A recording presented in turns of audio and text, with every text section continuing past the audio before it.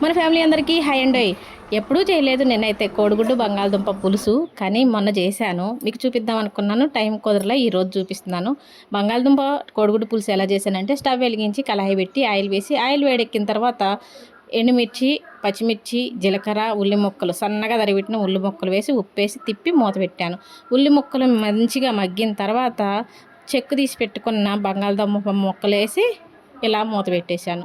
బంగాళదుంప ముక్కలు కొద్దిగా వేగిన తర్వాత అల్లం వెల్లుల్లి పేస్ట్ 1 స్పూన్ వేసేసి, అల్లం వెల్లుల్లి పేస్ట్ పచ్చివాసన పోయిన తర్వాత కొద్దిగా పసుపు, 1 స్పూన్ కారం వేసి 3 నిమిషాల పాటు ఇలా వేయించాను. కారం వేసిన 3 నిమిషాల తర్వాత ముందుగానే నానబెట్టిన చింతపండు రసం వేస్తున్నానండి. ఒకవైపు ఈ స్టవ్ మీద ఇలా కూర చేసుకుంటూ ఇంకో స్టవ్ మీద కోడిగుడ్లు ఉడకబెట్టి పక్కన పెట్టేశాను.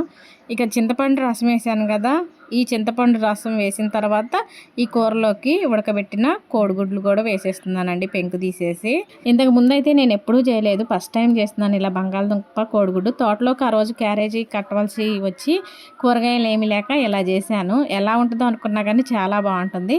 ఇక నేను వేరే పని ఏదో చేసుకుంటుంటే పండుగే గరం మసాలా కొత్తిమీర వేసిందండి, కూర ఉడికేసింది. కూర అయితే చాలా బాగుందండి. నేను ఫస్ట్ టైం చేశాను కానీ మీలో చాలా మందికి ఇంతకుముందు తెలిసే ఉంటుంది. నాకులాగా తెలియని వాళ్ళు అయితే ఒకసారి ట్రై చేయండి. వీడియో నచ్చితే లైక్ కొట్టండి.